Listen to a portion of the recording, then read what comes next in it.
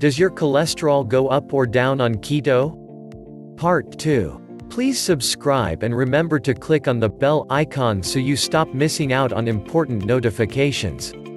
This is a two-part series, so please make sure you watch both videos in this series. For the most part, following a diet low in carbohydrates, high in protein and good fats, supplementing with the right micronutrients, staying hydrated and working out can seemingly only do good, right?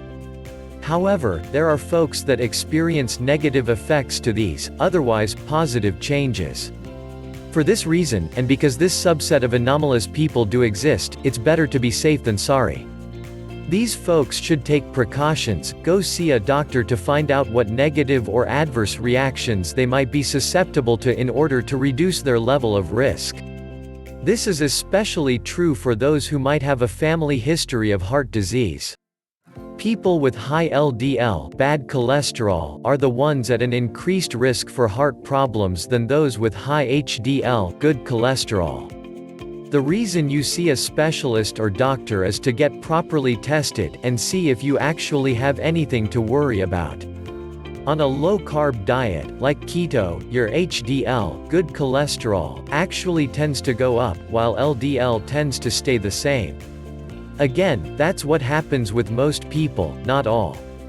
Some actually show adverse effects to their bad cholesterol levels. These folks are the key reason why I can't make a blanket statement about how keto is right for everyone. For these few and rare individuals, it isn't. I'll also say for the most part, it isn't the diet itself that's usually the culprit, but most often it might have to do with an irregular or abnormally functioning physiological condition. For some it might be a dysfunctional hormonal gland or genetic abnormality. While it's advisable to first seek professional-grade medical advice, if you've already started keto and you've noticed a spike in cholesterol, something that might be plain common sense is to stop.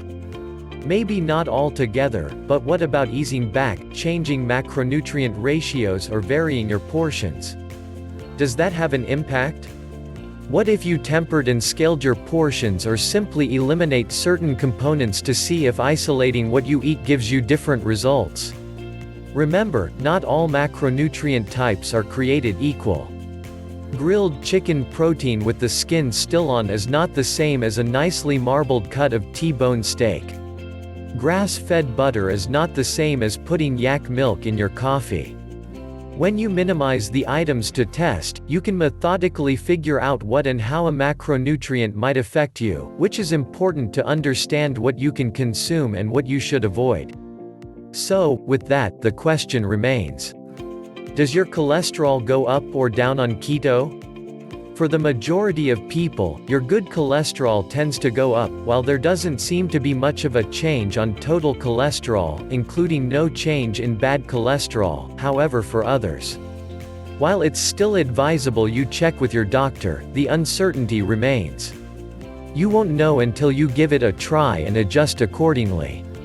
I'm not sure if that was helpful or not, but if you've consulted a doctor and you know you respond favorably to keto, for you already know keto's a good thing. However, if you've got a problem with bad cholesterol that pre-exists, you'd better address that directly, because keto isn't gonna solve that problem for you by itself. I have placed a special link in the description below this video to help speed up your weight loss using the keto diet.